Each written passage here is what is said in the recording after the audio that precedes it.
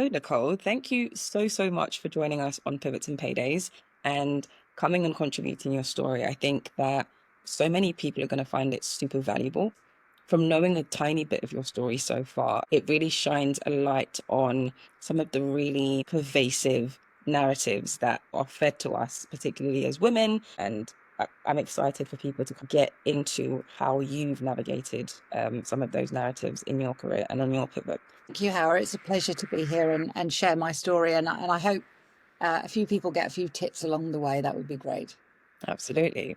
So tell us about your pre-pivot lifestyle. What were you doing? What was your day to day?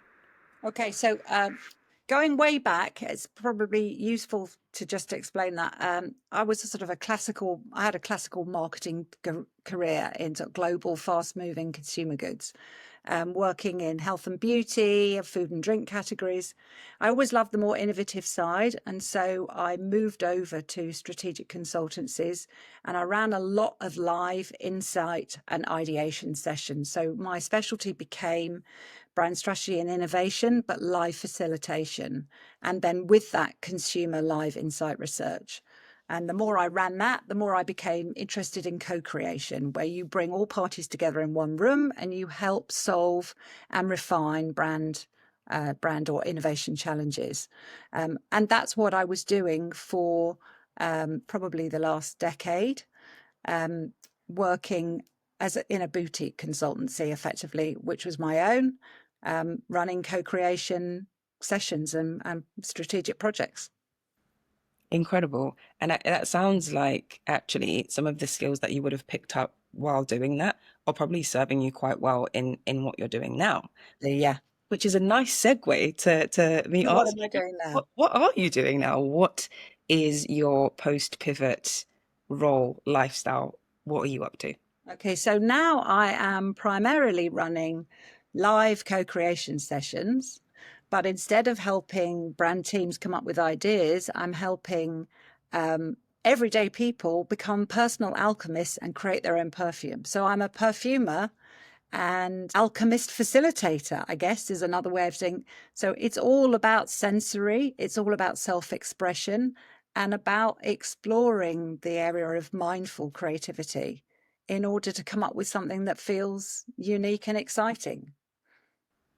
You probably have the coolest job title I've ever heard, which is alchemist and alchemist facilitator.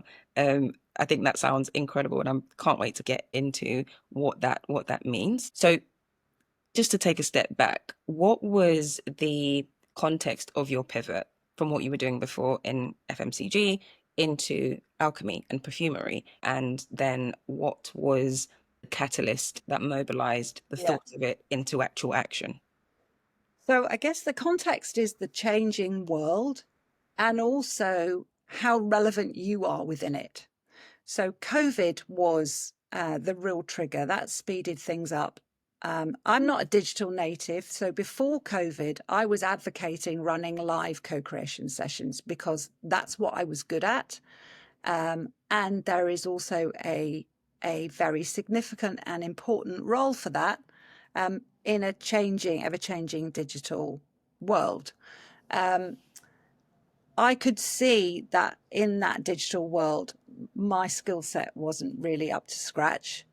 Um, and so I could see that I was sort of running out of time for that. Mm, But the live sessions were serving me well. But when COVID came, I couldn't do it anymore yeah, because nobody was allowed to I see want each other and no one was allowed to travel. And I did quite a lot of European work as well. And so I did start running and facilitating creative sessions online, but I hated it. And I hated it more than I thought. And it wasn't because of the technical, because I'm not very, comfortable in the tech world. It was more because I could see I couldn't deliver the delight that I'd wanted to do because I was not able to use the senses. Yeah. And creativity in the senses is hugely powerful. So during COVID, I needed my own creative outlet and I started doing an online perfumery course just for myself. Mm, When I was doing it, I realized how mindful it actually is to play around and focus. And it doesn't matter whether it's, it's perfume or whether it's cooking or painting or pottery or sculpting, it doesn't really matter. Yeah, yeah, The premise is really focusing on something, ideally using your hands and getting away from, our screens, our phones. And for me, it was a real therapy, and I realized how powerful it was, and set that against a backdrop of trends where people are feeling more stressed. mm, They mm, are looking to take care of their mental health. I could see that this was really powerful. And our sense of smell is one of the most powerful senses we have, because it does link to your central nervous system, and it actually will help you to relax physiologically, but emotionally, because it sparks your memories, the associations. It speaks from the heart. Um, and I felt that that was really powerful. And I thought that I could do something, lean into the skills that I had, which was I'm very good at using my senses to help people come up with ideas. And this time round, I thought, well, wouldn't it be fun? I've always secretly wanted to be a perfumer. And I always thought it was out of my league. And so mm. suddenly I thought, well, supposing, why don't you have a little dream here? What if you actually did try and do it? What if you succeed? And I was sort of forced to, because suddenly, I could see my business was, um, as it stood, going. I guessed it would come back again, but by then I thought, I am not in my youthful heyday, and I thought I wanted something that I would carry on. Mm, That I didn't have to feel like I had to apologize for not having the competency, and yeah. so yeah, that's where it took me. That's absolutely brilliant, Nicole. And you've touched on a few things there that I want to just hone in on. You mentioned things like delight and joy and that face-to-face interaction. And I have a lot of technologists that come on Pivots and Paydays Yeah. and talk about the love for tech. But I think, on the other side of that, it's that human interaction. And yes, our worlds are becoming more technical, and yes, we are becoming more digital, but I just I couldn't agree with you more, really, around the need for that human interface and the need to do things that tap into your senses. It's absolutely brilliant that that's where your pivot has taken you. Well, interesting. We talk about work-life balance, and everybody knows what that means. And I think as we move forward, we need to have a balance between in real life, like real connection, and virtual connection, whatever that is. And Mm, if they get out of balance, it's not good for us. yeah, And yeah, it does not bring joy. Or it could certainly bring a little bit more joy for someone if they can find the balance that's good for them. And for me, it tends to be a lot of in real life yeah, and a lot less tech. But yeah, that's it's different for whoever you are. absolutely. And you're right, it is all about balance, right? Because I saw a quote the other day, in this newsletter, but it was talking about, yes, we can automate a lot of things, but actually automation removes the vitality of life, really, because Yeah. sometimes there's real magic that comes in the doing. And if you just Yes. automate that thing and you just get the output and the end result, you've missed out on a lot of that connection, that energy, that drive that comes from the actual doing of it. So yeah, I completely agree with you around the point around balance of, what will be digital, what will be virtual versus what can we keep in real life and how can we leverage both of those things in a way that feels like it's the right balance for us. Yeah. And the sense of satisfaction of doing something for yourself Yeah. is about personal autonomy. And that in itself is really important. Absolutely. You were already running your business, and there are these external factors that come in, like COVID, like, needing to upskill or reskill Mhm. in things that you didn't necessarily want to upskill and reskill in, and then making the decision that actually, yes, I could do this and keep going down this path, but I want to intentionally do something different. How did you approach decision making? And not just in the context of pivoting, but Yeah. what's your general outlook on? You do have to look inward and say, where are your values? What really drives you? And I think it changes over your life to because your priorities change. But what's important to you? So I kept looking forward and saying, well, who is the person that I want to be? I used to joke with people and say, well, when I grow up, I want to be, what do I want to be? Because I didn't feel like I'd got there yet. Yeah. And because I don't think we do. So understanding where you want to be is quite a good start point. And I thought, I don't want to be someone that once was. I want to be somebody that is. And so looking forward, it was like, what's important to me? And important to me was being creative, being courageous, dealing with people, learning new skills, but something that I wanted to learn. So I wasn't afraid of doing something different. I just didn't want to do. I knew that I was a very sensory person, and I'm at my happiest when I'm either with people or I'm outside in nature. And Mm. every time I was doing that, I kept thinking, this is what's making me happy. So Yeah. I have to do something. If I'm going to learn and put all that effort in, you have to do something that sits with your own personal values and what it is that when you look back on your life, is there any regrets that you have? And one of mine would have been, I thought about something and I really got excited about it, and then not doing it would have been awful. I think I said to you, it's the cost of not doing it would have been regret. And that outweighed everything for me. But you Absolutely. have to look at, everybody's different and their priorities in life are different. And I probably would never have done this as a younger person when I had young children and everything else. And I've now in the position where I have a little bit more space in order to take some risk. I was once delivering a session where I asked a room full of adults, what do you want to be when you grow up? Yeah, And it's such an unsettling question because it does make you think, but you're right, where growing up doesn't stop. We are always growing, and you should have kind of the freedom and the scope to keep asking yourself that question without it being a strange or weird thing. It should be just a normal yeah, question. precisely. Who is it that you want to become? What do you want people to say? And your discussion is like, introduce yourself. What is it that you do? And that's quite a strange thing because most people just report the jobs that they do. But but maybe it's sort of like, what is it that you want to be? Yeah. Might be another interesting discussion for people to have. Yeah. Yeah, it's a really interesting thing. You also mentioned a quote that's probably going to stay with me for a long time now, actually. You said, I don't want to be someone who Who was, once I want to was. be someone who is. Yeah. I think that's really powerful. I think that's incredibly powerful. And it kind of just forces you to look at your life as a whole, even the future you, and, are you living in a way that future you is going to be proud of eventually when you Yeah. get to that point. Um, so I think that's really powerful. And you have to reinvent yourself. I think in the olden days, you might have got a job, stayed there, and that was you. Yeah. Less so for women, because if you choose to have a family, you have to reinvent yourself anyway. So you keep doing it.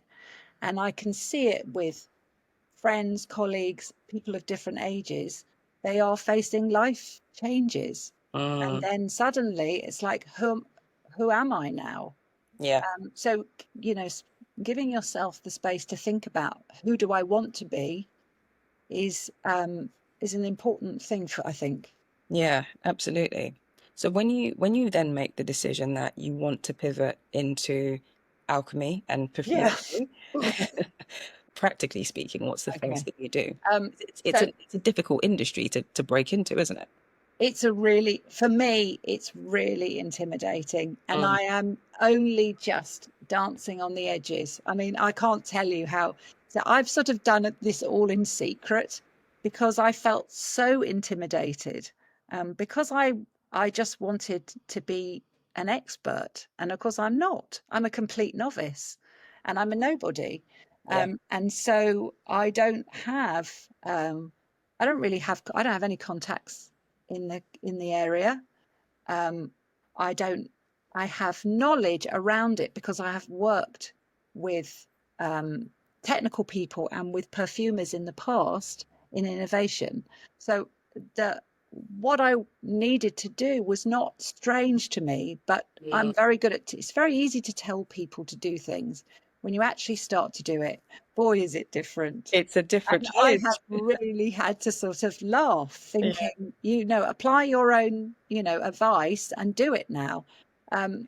So I didn't know anybody, and I found it very. So the first thing I had to do is I didn't know how to make a perfume. Uh-huh. I knew what it comprised of, and I knew probably more than the average person. Yeah. And I was interested anyway, so I did an online mastermind perfumery course with a very, very well-respected lady in the industry. So if there's anyone out there that decides that they want to play at being perfumer and learn something, Karen Gilbert, shout out to her, because she does online perfumery classes, and she does face-to-face too.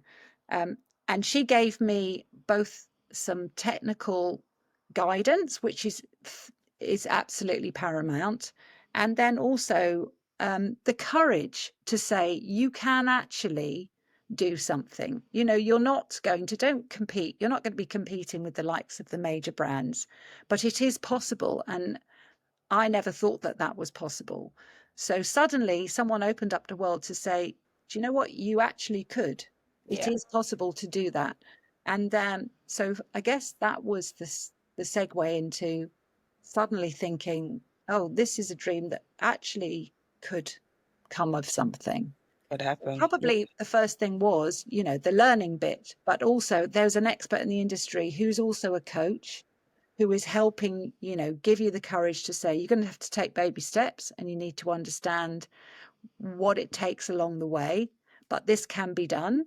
And so, yeah, it was her. I think it was her that's done that for That's sure. it's sometimes all you need is that one person that Yeah. is able to spark something in you or role model something to you, and suddenly things that completely feel intangible just feel possible, and Yeah. that the world opens up a little bit when that happens, doesn't it? The other thing that I thought was very interesting, I focus so much, and we might get into this anyway, but Uh, I focus so much on the product because that was what I really wanted to do. And because I love innovation, so I'm naturally going to do that. uh-huh. What I hadn't appreciated is getting it to market. And that Right. bit is still a massive learning. And actually, that's been much harder than creating all the perfumes. Right. For me, that's been much, much harder because it's really not it's not about being my skill set. I just avoided it at all costs because I just didn't like it. And I Yeah. couldn't understand why anyone would want to put themselves up for personal scrutiny in Yeah. any way. It's And so daunting. It's a really daunting thing to it do, is very daunting. I it's so easy to be on the consumer side because you're kind of, you're just in the observer chair almost, but it's really hard, I think, to put yourself out there, whether it's through a personal brand or a product. I think it's really difficult, and for a lot of people it's the barrier that stops them doing the pivot, doing the thing that they really want to get into. So thank you for being transparent around that. Yeah. Awesome. Okay. Now, for on the practical side, then you've Hmm. decided you're going to do this pivot. You're going to be stepping away from a business you've been running. How do you approach, keeping the lights on while you make Yeah. that transition? What? Part of, I guess, not sort of making a big song and dance and outing myself about it is initially I was still running some co-creation projects. Uh-huh. And because they're projects, I was working for myself anyway. I had the space in between. I didn't actively go out and seek business in my old world, but projects came to me. So if anyone rang me up, I just say yes to anything, knowing that that was, oh, brilliant. That's some more money I can help plow into what I'm trying to invest in. Yeah. So I kept the two side by side. Um, because I needed to, and also because I just kept having, well, if it doesn't work, the little voice in the back of your head going, well, if it doesn't work, you could always go back to doing that. Right. Um, and at some point, you have to turn that off and go, okay, so I'm not that person anymore. Yeah. I'm still about to do that. Yeah. But in truth, I had some money aside. So financially, I had a little bit of money to play with, to lose, actually. I think you have to view it, which is if you're going to put skin in the game, you have to be prepared to lose it. Absolutely. So I had that And then I would just do anything for anybody when it came to, helping out. So I have other consultants, so I would team up with them, and I just rang people and said, listen, if you need a helping hand here and there, this is what I'm trying to do. Mm, So I guess I sort of, I had two jobs, and that went on for quite some time. yeah, that's a good way to approach it, because it's then you're not well, I say good. It's good and bad in some respects, right? It's Yeah.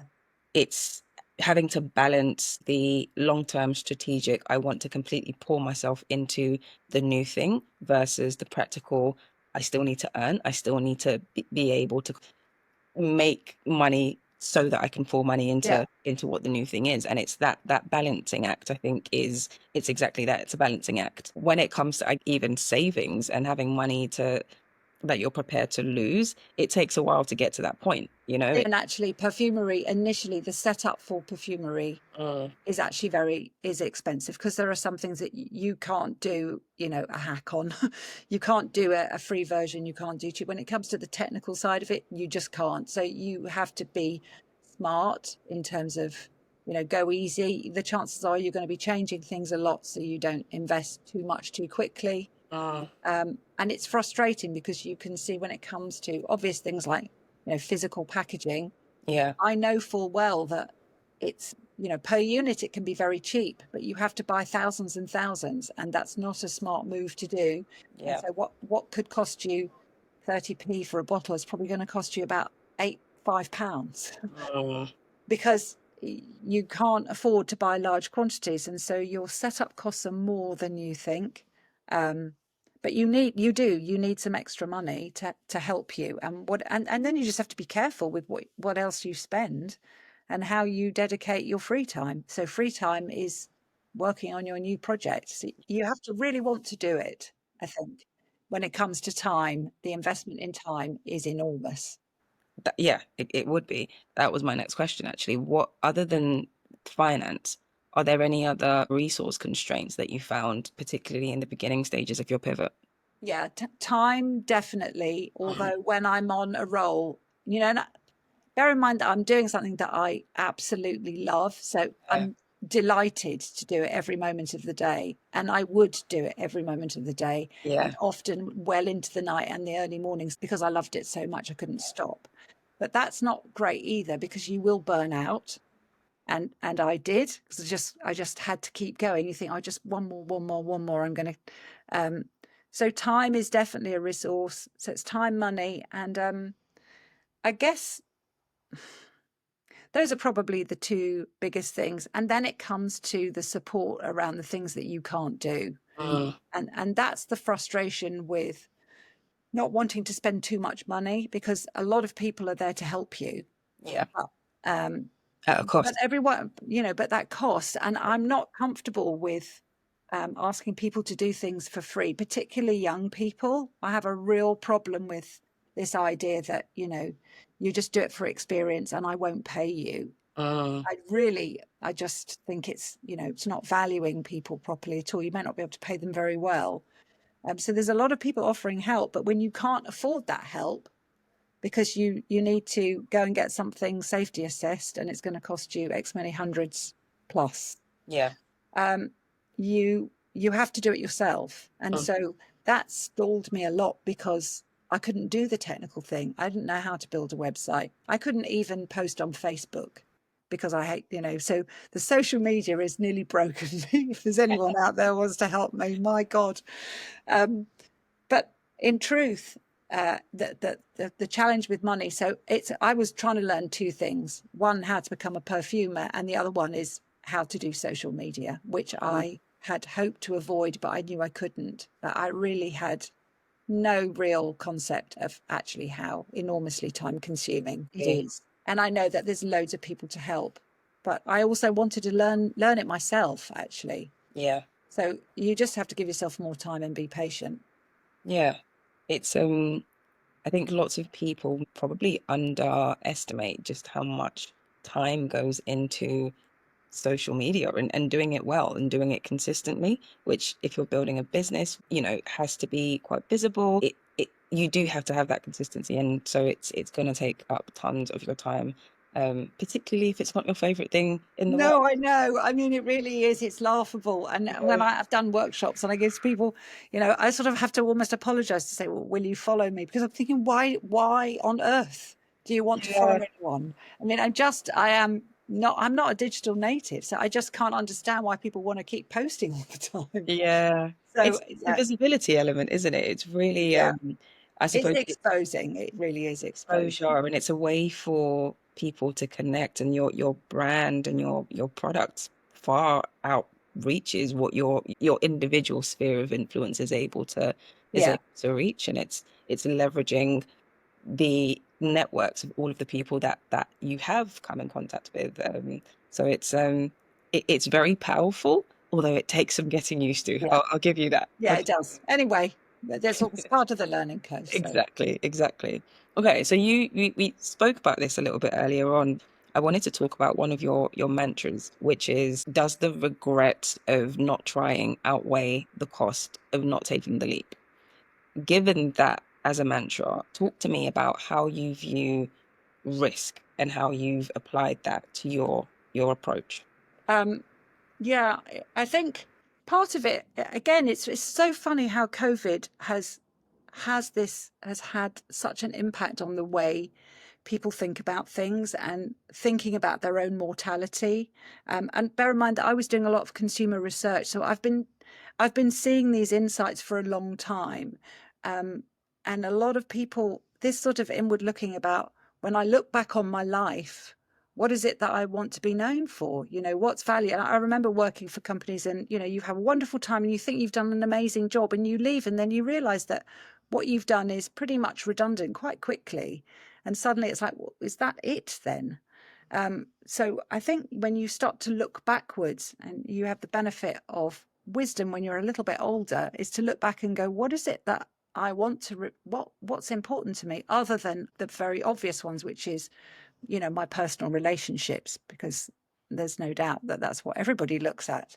Yeah. um, and I look back and in fact it was a friend of mine who could see that I was you know so energized by the possibility of doing something new and Mm. exciting that was really spoke to me very personally, and she just said, you have to do this. Yeah. And I came back and I thought, if I don't do this now, I will forever be the person that said, oh, I had this idea and I nearly did that. It's again that like I once was, I nearly did it. And I thought, how are you going to feel? You will never know unless you try. Yeah. And we are always in that realm of fear of failure. And I'm not great because I like things to be perfect, but realizing that they're never going to be perfect and actually doing something is the bit, and it's about valuing yourself. Mm. And I think a lot of this journey is quite introspective because it is about yourself. It is, what do you want to respect yourself for? Yeah. Nobody else will really know what goes on inside. Yeah. um, but I realized that that was so powerful that actually the rest of it didn't really matter as long as I could at least feed myself at the end of the day. Yeah.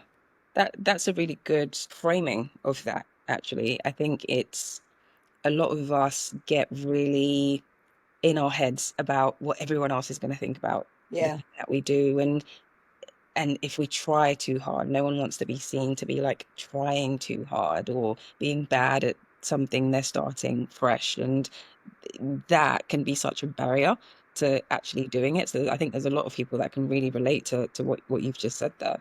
And perfection kills creativity. When you only have to look at children and they just have a go. And that's what I'm teaching people now. They keep saying, oh, well, Yeah. supposing I don't like my perfume, supposing it's not going to be very, very good. And I said, that's not the point. The Yeah. point is that you trying, and actually at the end they do, look and go, oh, look what I've just made. Yeah. And it may not be. I've often said to people, if you were going to go to a pottery class, you don't expect it to be in the V&A by the end of the session. You I've have to I've start done pottery somewhere. and it was definitely No, not. it wasn't. Well, I've done the same, so I know. And the same with, I did a workshop like yesterday, and we were using paint as well as the senses. People say, well, but I can't paint. And I said, well, but it's not the point. This isn't the point. The point is the creativity and it's the journey of this. Yeah. You obviously, with perfume, you know, it's got to smell good at the end of the Yeah. day. Yeah. But if you worry about whether it's going to smell good, then you may as well just go to the shops. You Yeah. know, you're not really buying that. You're buying the experience of something Mhm. that's, you know, being made by you that no one else can quite make it in the way that you're going to make it Same because way. it's Yeah. about you. Yeah. And so this fear of failure it holds us back. And I saw it the whole time when I was running innovation workshops. You know, supposing I say the wrong thing, supposing everyone laughs at me, supposing it's not a good idea. And sometimes it's not a good idea, but it's the trigger for something that is a good idea. I really love that actually, because it's again, we think about things in quite an individualized way, I suppose, but sometimes it's not that it's going to be the thing that you create, it's going to change the world, but it might trigger something else It's or the springboard. It is a fire. springboard for something else. Absolutely, Yeah. absolutely. Okay. What assumption about yourself did you have when coming into the perfume industry? And what assumption did you have about what the industry was going to be like and how it would receive you Um, coming into it? well, I think this comes back to my sort of, you know, that all the work that I did in consultancy and innovation. If you're going to come up with something, for a start, it has to meet some sort of insight or solve a problem in some way. Um, and if it's very, very new, it's going to take a long time. And what I'm doing isn't really being done. And if it is, it's not being done very much. I sort of took on a bit of a ridiculous mantle, but that's because I felt I could bring my own skills to the party. The idea that I have 11 fragrances that I created, and I needed 11 because I knew that they would be the palette needed for people Yeah. to pick and choose to personalize. Uh-huh. So that's a really quite a crazy thing to start off with, to say, just let's start with 11. Absolutely. So, Yeah. but I had to do that because I knew that I couldn't make a palette. So it's like doing a painting and not giving people the colored paints. And I don't know what you're going to choose. Yeah. So I knew that this was really, really niche. So my thinking was, and because I've worked in innovation, this isn't even this isn't even early adopters. These are the innovators that go to this. These are the people that just try stuff for newness, and it Mm. may not be any good. So I thought, well, what I'm coming up with does, I think, solve something, but maybe people don't realize it's there yet. But I've seen it when I've done my insight sessions in my consumer research. This idea of making something, personalizing something, Yeah. an experience that's sensory, mindful creativity. So that all fitted with all the trends. So I knew that there was something there. What I wasn't sure of is, one, is it not there because nobody else has thought about it? I doubt it. Or Yeah. is it not there because it's so confusing and so difficult to start to do, that nobody actually wants to take it on? And for the bigger brands, there's so many different ramifications. Technically, it would actually be a bit of a nightmare to do. I mean, I can imagine working with the bigger brands and them going, this is just really not worth our while, Yeah. Yeah. because there's so many different iterations. So I was sort of faced with, I don't really even know whether there's a market here. Uh-huh. I know that there is an emotional connection. When I do it, I can see it. So I had to be prepared that what I was doing was so niche, it might not work at all. Yeah. Or sometimes it's, a lot of very, very innovative things just take a long time. When I worked in innovation, we say to people, it's 7 years if it's really new. Don't Um, expect this thing to pay back. 7 years? Wow. It was a typical sort of guideline. If it's something really new and you want it to, but this is tipping for a big brand. I'm not necessarily expecting to be that. But to gain momentum, Yeah. sometimes people don't quite know what they want. And a lot of people like the idea of making a personalized perfume. But in truth of it, we don't run around going, I just need to personalize my perfume. We just don't even think about it. Yeah. So I knew it was niche, and I knew that it was very, very competitive. Uh-huh. Um, and I knew that I was on a back foot because I'm a nobody. I don't mean that in a bad way, but Yeah, I know what you I'm a nobody and I don't have any connections. mean. So there was a lot of risk associated, but I also played that to my advantage, which was I'm doing something that has quite a lot of barriers to copying because it's so complicated. Mm, My brain just works like that anyway. So the concept to me doesn't seem remotely complicated. But yeah, I've just guessed that that's so my job is to make it simple for everyone else. yeah, Um, and I also knew that I needed to keep that I would probably have lots of iterations with it. So I had to build in as much flexibility as I could.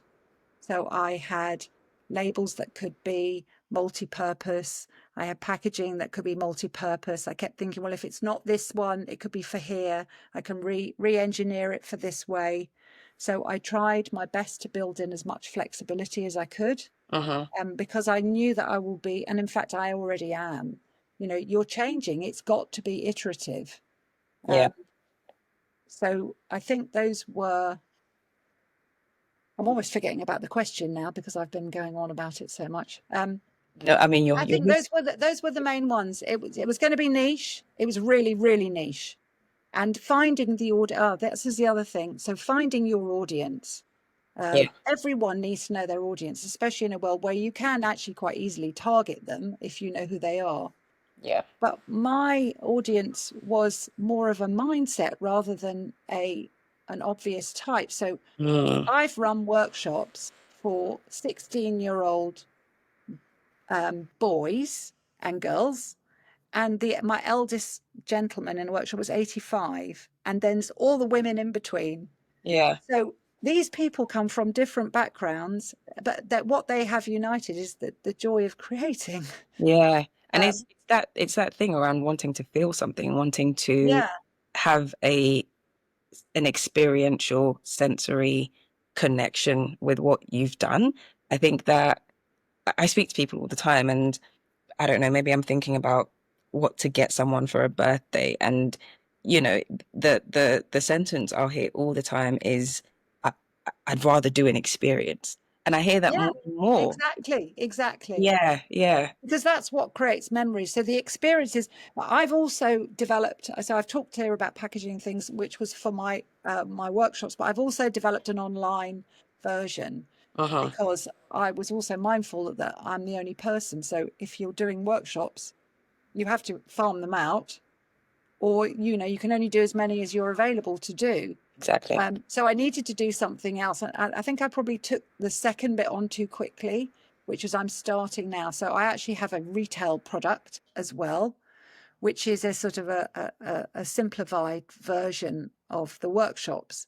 And that bit's been harder, and that will take a lot more momentum. So I knew that I would be able to deliver delight from a workshop. I thought, put me in front of people. Yeah. I will do one and I will get recommendations from them to do the others. And Uh-huh. that's exactly what's happened. Because when you advertise for the workshops, particularly if they're individuals, Yeah. it's quite difficult to get bums on seats. Yeah. So it is literally by, your 5-star reviews, your word of mouth, and then people Uh-huh. saying, oh my God, I have to, introduce you to somebody else. Yeah.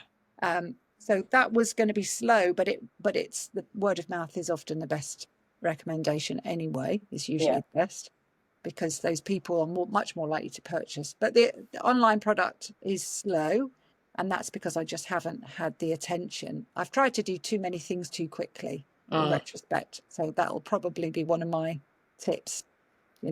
I did too many things too quickly. yeah. It's interesting though, because thinking about what your background was in innovation, in stakeholder management, it sounds like you're leveraging those things now. But even with those skill set making you the right person to do this, there's still a lot of learning that has to take place.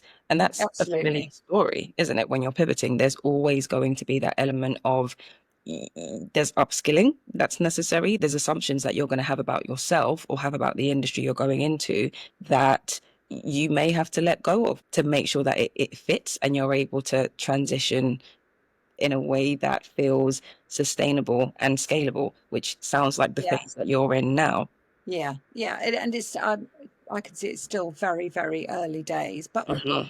the other thing, and this leads me into, I think, a very important point, which is you have to keep testing. You have to put it is, the minimal viable product So for me, the strategy was the workshops will be my testing ground, Yeah. because I can watch people, I can see exactly what they do, how they behave, how they handle the goods, how they respond, how Hmm. they give me feedback. And that will be the building blocks for which I will craft a better online option should I choose to go there. Yeah. So it was always prioritize the workshops first. Yeah. Um, and the difficulty is because I love doing them so much, it's not a difficulty. I put less effort into selling the online one because it involves doing lots of social media and me saying how great this is, as opposed to physically, just letting the product speak for itself in a workshop.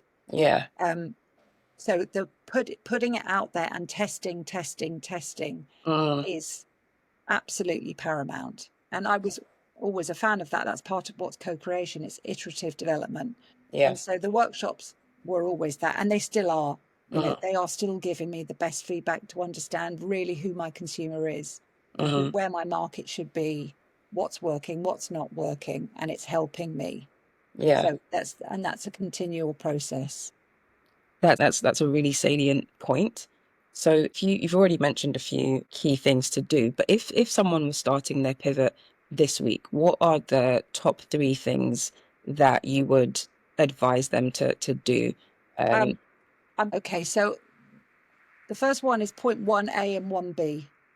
Okay. So it's actually four. But the first two are about the thinking bit. So the first one, I think we touched on this earlier, Rose. Think about the person you want to become, and understand what you're prepared to give up. What is, what's negotiable and not negotiable. Yeah. I want to travel, and I'm in a position where I can, and my partner and I want to go away. We want to go away for a month. So I don't want to set up a business where I can't go away, because that's really doesn't make my long-term, Yeah. ambition sustainable. That balance, isn't it? Yeah. Yeah. So, really understand that. And that's just about, mapping it out to saying, what does that look like? What's good? What's not good? Uh-huh. And then think about the concept. So, what's the insight? What are you solving? Are you doing it better than competition? And how does your story fit in that? That's all about developing the concept. So those two are the thinking bits. Then the second bit is this mapping out the tools, the financial. What is it that you need, that you really need to make this happen? What's the bare minimum? And there are some things that you cannot avoid. And then where can you sort of do it on the cheap, for want Yeah. of a better word? And so, what are you going to need along the way? And is there anyone that can help you? And in fairness, I don't think I was very good at doing that. I did it for some things because I sort of didn't want to put my head above the parapet, and that's part of me learning about myself. Really, I just didn't want to be that. I didn't want anyone to put me off Yeah. and That's say, a because real that was thing, isn't part it? of it. I thought if I tell people what I'm doing, they'll go, "Are you mad?" Yeah. And then even the technical people, you have to have all the perfume safety assessed. And I found the right people. And I said, "Oh," they said, "Okay, just send the formulation over, and we'll." And I said, "Well, I've got more than one." They said, "Well, how many?" And I said, "Well, I've got 11." 11. And the Yeah. woman just laughed her head off. She said, "What? You're starting out and you're doing 11?" I said, "Well, that's because it's got to be like this, and this is." So anyway, she Yeah. laughed. Yeah. So I did think that people would put me off, but I just knew that was the bit that would make me stand out. So this Mm. is the bit that makes me different. Yeah. Um, so if I didn't do that, I couldn't be different. So doing one wouldn't work. Yeah. Um, so mapping out who can help you along the way, Yeah. um, and then going and speaking to them and asking for some help. Yeah. And that's technical, social, financial, everything you can lay your hands on. And I think it's really worth writing that down. And then the final one is make a minimal viable product. And if it's a physical product, make a physical. I mean, I did physically make, my luxury blending kits that I sell online. I physically made a box. I mapped it out. I Yeah. stuck stickers on bottles. I looked at it. I showed people. I physically did. So, I mean, obviously tested it all myself. Yeah. What I should have added to that was possibly putting that concept out on social and getting some feedback. And I didn't Mhm. have the technical skills to do that, or really the understanding of how valuable that could have been. Yeah. So in hindsight, I should have done that, and I should have mapped out my journey and brought people along the journey with me. Mhm. And that's part of my, shyness, I guess, really. Yeah. And, vulnerability about not being good enough. But looking back, I probably should have done that. So Yeah. it's this testing, get your minimal viable product, test and refine it, test and refine it, and do it over and over and over again. That's such a key part of uh, when you're building a product for sure. But I think also even if you're pivoting into, another career or another pathway, finding a way to test it, finding a way to get some experience of it. And that doesn't necessarily mean, you know, finding the job and going into it, because a lot of the time the job is asking for 10 years of experience that you Yeah. don't have if you're pivoting into No, that. no. But finding a way that you can produce something that demonstrates the similar skill set, or if you're looking to go into marketing, can you do some marketing for a friend or a business, or put together that skill set and start to test that career path or that product? I think that feedback element is a really, really important part of that. Yeah. Can I also, this, because I think this might be very helpful for other people who are trying to pivot, and I Mhm. came across it. I only came across it about 6 months ago, and it's been hugely valuable. So Mm. I joined quite a lot of networking events Yeah, just yeah, to talk to people, get feedback, because friends are great, but they don't want to upset you. And also what people say they're going to do, they do not do. And, I know that from research. yeah, So yeah, people are often a lot more positive because they want to be kind, and then they make promises which, life gets in the way and they can't deliver. So don't rely on your friends to think that you're going to start your business, because actually it's not really fair on them. They're just trying to encourage you. yeah. Um, so I did a lot of networking, and I came across a lot of people who were, trying to be coaches and everything else, trying to help. A lot of the groups actually weren't that helpful. There was a lot of time invested, but it Mm, was useful for me. But I did come across some, and I came across one lady who introduced me to an organization called Digital Boost, and they are a charity organization. And there's a lot of experts in there that do philanthropic one-to-ones online, and there are online courses, and the whole lot is free, and they are amazing. experts, and it's absolutely brilliant. Amazing. So I remembered, because I ended up, there's lots of people say, oh, I can help you do that. And I'll teach you how to do that. Well, this is where the money comes in. You just don't have the money, but yet you do need experts to come and help you and give you some Yeah. advice. And so it's an organization called Digital Boost, and it doesn't matter whether it's a service or a product. Mm, Um, it's all, but it's for people who are startups, and they have. I think it's funded by or sponsored by a bank, mhm. but it is a charity, and they are really good. Yeah. Had I known about that in the past, I would have probably offered to do Amazing. some of the coaching on innovation. But Yeah. there is all sorts of research, resource tools there that are free, Mhm. because that's what you want. You don't want loads of people offering to give you advice if you pay them, because you just don't have the money to do that. Yeah. So, Thank you for sharing that. so it's worth you checking it out. Choose to put it Absolutely. in your podcast or not, but that was a real, like, oh my goodness, this is fantastic, because I had lots of other come and join our networking group, and we'll do a mastermind chat. And in the end, there was a lot of time that was spent, and it was well meaning, and the people were lovely, but I was wasting a lot of time. Mm. And I'm it really wasn't glad really you helping. I'm really glad you've touched on that, because I think it's one of those things when you're coming into something, you're new to something, it's very easy to kind of get caught up in the wanting to be everywhere and join every group and go to every networking event. Part of it is the exposure. Part of it is getting Yeah. yourself out there, which is great. That's fine.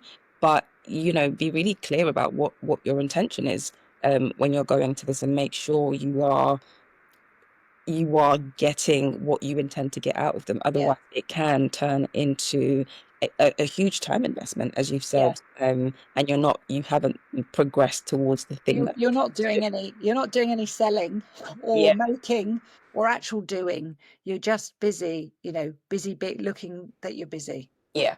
Um, Being busy, being busy is a bit of a spiral, particularly when you're starting out. yeah, I know. It's hard to break out of it, really. So I'm really glad you've said that. Yeah. But I would definitely, because there is a lot of online free resource that you can get Yeah. now. And so, and focus, making sure that you focus. Uh-huh. That's part of the busy being busy thing. Yeah. There was something else that you said that I wanted to ask you about, and it was this idea around when you were starting out, you almost didn't want to tell people about it because you didn't want them to talk you out of it. No, I Oh, thought they would. yeah, and Oh, that's a real thing, that yeah. does happen, whether it's, it doesn't even have to be malicious. Sometimes people just say things, well-meaning or not, and it can kind of completely change your trajectory or your energy towards this thing. How did you get around that for Well, them? you don't want anyone to burst the joy bubble. You really Yeah. don't. Yeah. Because you're on a high. Once you start thinking, you're like, I found the thing after all this time. I found the thing, and I'm just going to, and it's going to be magnificent. And the idea that and what was interesting is when you do tell people, and this is when you can see who your audience is and who isn't, some people just glaze over and you think, oh no, Yeah.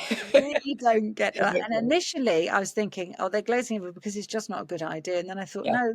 And then you'd meet someone, you tell them, and they were like, tell me more, tell me, like, and you're like, okay, Yeah. this is about finding the right audience. Yeah. And the more unusual it is, the more niche, you're more you're going to have to search around to find that audience, Yeah. because it's not for everybody, and that's okay. Uh-huh. um, but people talking you out of things or making you do things. And I actually launched too early because the perfume industry is obviously big around Christmas time. Yeah. And I remember someone saying, I didn't have to do this. Someone said, well, you've got to get going because you're going to miss the Christmas. Well, I mean, I was, it nearly killed me. And I Mm, got it was useful because it forced me to get going. But actually, had I waited another 6 months, it probably would have been better. And then later on, I said something, and my husband said to me, well, you didn't, but why did you do it then? I was like, I don't know. Someone just told me I had to. I yeah, mean, well, you're in that state where I think when you're having an idea that you're trying to bring to life, you're also hyper receptive. yeah, You want to know what people think, so you're very open, and everything kind of comes in, and you have to be quite intentional about filtering what comes in and filtering what you take on. So I think a lot of people can resonate with that. I think it's a really good activity to kind of lay out what your own vision is, what your own plan is, and things that matter to you around this business and how you want to do it, and have a perspective on that before letting everyone else in on it, because yeah. that can then be quite a tough ship to steer, let's say. And there is also this sort of should, where you should do that. Yeah. And I'm not very good on should.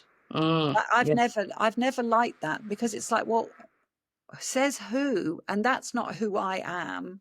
And I want to do something different here. So I'm going to do it differently. And sometimes it works and sometimes it doesn't work. And I have dug my heels in a lot. And probably half the time it works. Yeah. It's important to me. So you should be doing it this way. There are some things you absolutely must do. But should is a very dangerous word, because it stops you from being you. It's like, what is it that, how authentic are you being if you do it that way? Yeah. You just and again, it comes back to, is it true for what you're doing? Are you being authentic in what you're offering? Because if you're not, you'll be uncomfortable and it won't be worth it. Uh-huh. So the pain won't be worth it. And then later on, if you are pretending to be somebody that you're not, the truth will out in the end anyway. Yeah. And people will sniff that out. So it doesn't serve you very well in the long term. There's no Absolutely. point me pretending to be this, glamorous perfumer that's, Yeah. like a would-be celebrity, because I'm just not that. I'm not Yeah. that. And I think consumers, you'll know this better than I would, but I think consumers can sniff that stuff out. They Like, can. especially like we know when someone's being authentic a lot of the time anyway. We you can see that and you can relate to it on a different level and in a different way. So it is better to be authentic. It's just easier and probably more fun, Yeah. you Yeah, know? let's say it's a big investment in Yeah. everything. So if you start to feel that it doesn't sit with your values, Yeah. you will not be on a happy journey. But if it does, you don't mind. You'd say, if I had to do it all over again, I'd do it all over again. And that's the difference, because you might do it a little bit differently, but I wouldn't really change it. At all. Yeah. Throughout your journey so far, is there like a specific mistake or challenge that really stands out to you? And how did you recover from it? Yeah, there is actually. So one of the things that I think I got very, very product focused, and I don't mean product as in the juice, as in the perfume, but I had this vision for this perfume blending set, and I was very clear about it. I drew it. I knew exactly what I wanted, but in order to have it, so it's in a box. I didn't want to have any plastic, and I knew from my days of working with bigger brands that you need to have that made for you. And so it had to be engineered. So I spent quite a lot of money doing that. So it had to be specially engineered. And it wasn't a lot of money, but actually it wasn't money well spent. And what I've learned is this wonderful box that I've put out there. At the moment, I'm not ready for it yet. So I just got so excited with this marvelous box. Yeah, And yeah, I wanted it to be perfect. And I also knew, like, I could show people, and they sort of said, yeah. But then, and once the box was out there, when I showed people, they're like, oh God, this looks fantastic. But I yeah, was thinking, I've got a little bit carried away by the bells and whistles of that. And that cost me, yeah, because I had to have it specially engineered. I'll still be able to use it, and I will use it. But it's sort of been put, in the storage cupboard, because actually yeah, that's not going to bring me money in at the moment. yeah, So that bit, and that's the second part of the money. I'm not very money orientated. I never have been. Um, you need it in order to do things, but it's never been my driving force. And I'm hmm, not also very good on numbers. So I'm quite dyslexic with numbers. And so putting it all down, I'd map stuff down, and my husband would say, well, where's the plan? I go, well, it's in my head. It's in my head. And he'd go, just write it down, Nicole. yeah, And I'd go, yeah, I will do. But then when I was challenged on the numbers, unless I can think about them, I get mhm, myself into a panic. I mean, I understand them, but I have to keep re-looking at them, yeah, because I can't hold the numbers in my head.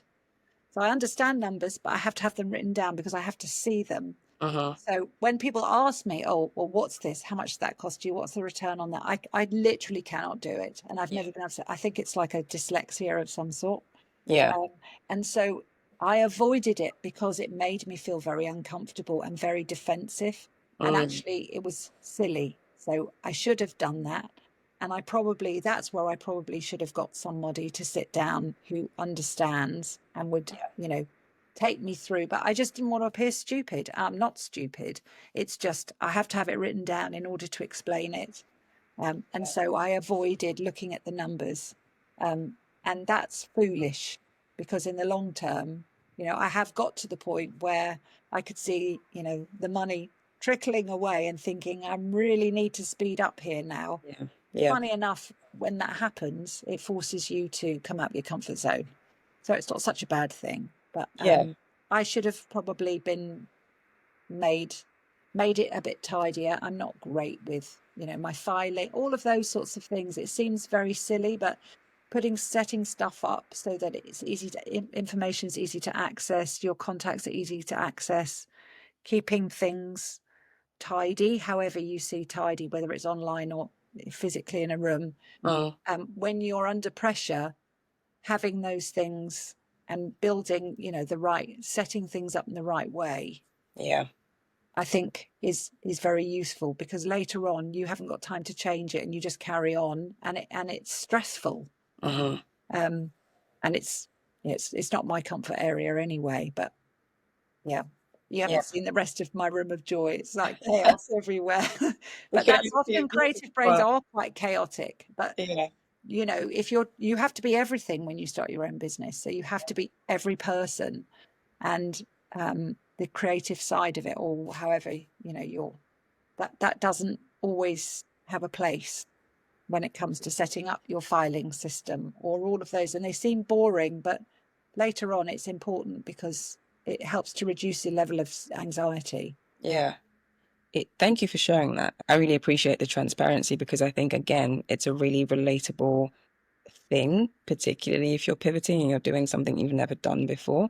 The tendency is to steer away from the things that you're not good at because of how it makes you feel. And actually, it's the engaging with it that's going to change that feeling for you. It's the Yeah, engaging with it. And, if you're not an expert, that's probably fine. You can go and find someone who has that yeah, expertise or hire someone if you're in a position to do that, or do some upskilling around the thing that you're not so comfortable in. But what you've said there is the wrong thing to do is completely try and distance yourself from it and avoid it, because eventually it then becomes the thorn in your side a little bit, yeah, doesn't yeah, absolutely it does. And also it's like if you were going to build a house, just make sure you level the playing field first, it? clear Yeah. away all the weeds, get everything ready so that at least when you get there, Hmm. you've got some space around you to start building. Because otherwise, if it's in a mess before you start, you can do that before you have to start investing in any money.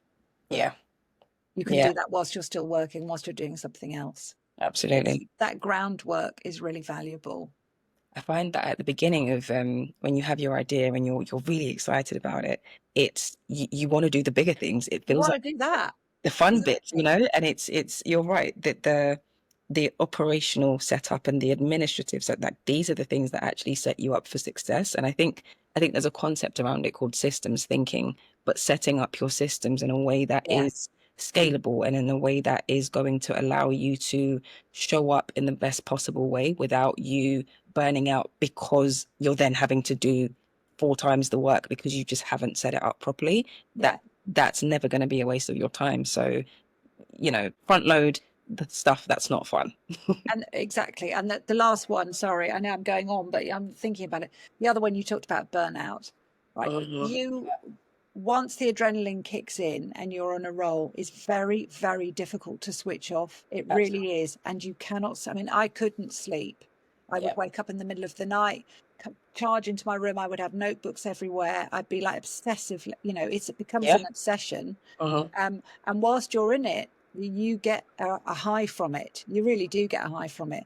But Mhm. in the end, it will really burn you out. And so, all the things, everybody knows what they are: go outside, take a walk, do exercise, go to bed, don't stop at a certain period of time, don't work late into the night. Because if you don't get any sleep, in the end, no one can, you just have to do the basics, eat properly, all of those. I mean, there's so much advice around there, but once you're on a roll, and I've worked in that world, I understand all about nutrition, exercise, mindfulness, well-being, all of that.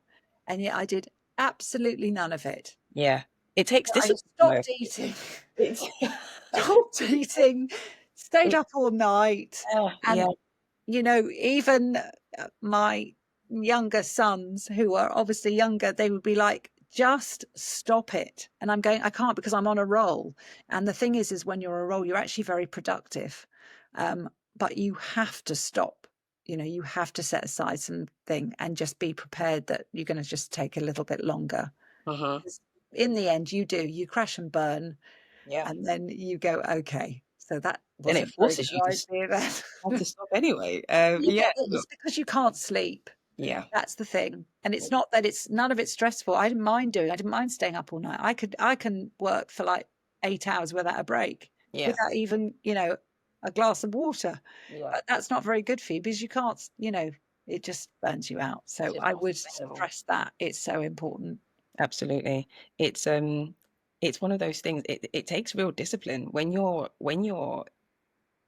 full of energy and you're full of, you know, you're excited about this idea. Maybe you've put something off for a really long time and finally you're going for it. you want to go in all guns blazing because we think that's what it looks like to demonstrate that we're serious about something. Yeah. And it's not. And I think that what we've just said around kind of systems thinking and laying that foundation for yourself to succeed, I think how you look after yourself is very much part of that foundation, because the habits that you start at the beginning of that will likely be the things that you carry on doing, and it's hard to shift those habits the longer you do them for. So I, I completely agree with you, and I hope that for everyone listening, as much time as you spend thinking about the operational stuff, I hope you do plan that rest and plan, the constraints that you want to work in, so that you're able to be rested and keep showing up Yeah. as the best version of yourself. And whilst I'm not trying to plug what it is that I'm doing, mindful creativity actually Absolutely. does help you do that, because you can't think about anything else by doing it. So whatever works for you, it doesn't really matter. But that is a very good way, because some people find it very difficult. It's all very well to say sit there and meditate, but if your brain's full of ideas, it can't. But if you force yourself to do something with your hands In a or different way. make something, it's a fabulous way of taking a mental break. So, Nicole, you've already given lots of resources as we've gone through this, so I won't ask you the resource question. Yeah. Instead, I'd Yeah. love to know what's exciting for you over the next 6 to 12 months. um, so I guess probably for me the next stage is to start to come out from the hidden behind the flower bushes Yeah. and actually start to go to the industry and say, this is who I am. So I'm actually, there's a big fragrance fair in Barnes on Saturday, and whilst I want to go, but I would have gone and just pretended that I was just an ordinary punter. I am actually going to go out and introduce myself. And I'm going to try to um, become more visible on those social platforms. I'm Excellent. looking forward to doing more corporate events, because I know that I can add a lot of value to team well-being or creative afternoons. Mhm. um, and that is, it's very much my heartland. I've started doing that and I've had immensely good feedback, which has given me some encouragement to say, okay, now it's time to put yourself forward. So I guess putting myself above the parapet to people that I once knew. Yeah. So a lot of my old contacts, people that I knew, don't know that I'm doing what I'm doing, Yeah. because I didn't really want to tell them. So now I need to do that. So I guess probably put myself in front of the camera a little bit more, being a bit more visible, and it'll take me a bit longer than everyone else, but I'll get there. And then just refining, just having the courage to refine. Yeah. And yeah, I feel like I've started to get some of the skill now. Now I can now really use them, as opposed to I'm in less of a learning phase, and I'm now starting to perfect them a bit better, Yeah. because and starting to get a better quality of output, I think. Brilliant. um, That sounds really exciting. And I think that once you start putting yourself out there more, you're going to be surprised by the amount of support and the amount of doors that start to open. yeah. And I'm also very honored that you would come and start and kick off that journey on Pivots and Paydays, and share your story with the community in such a value adding way.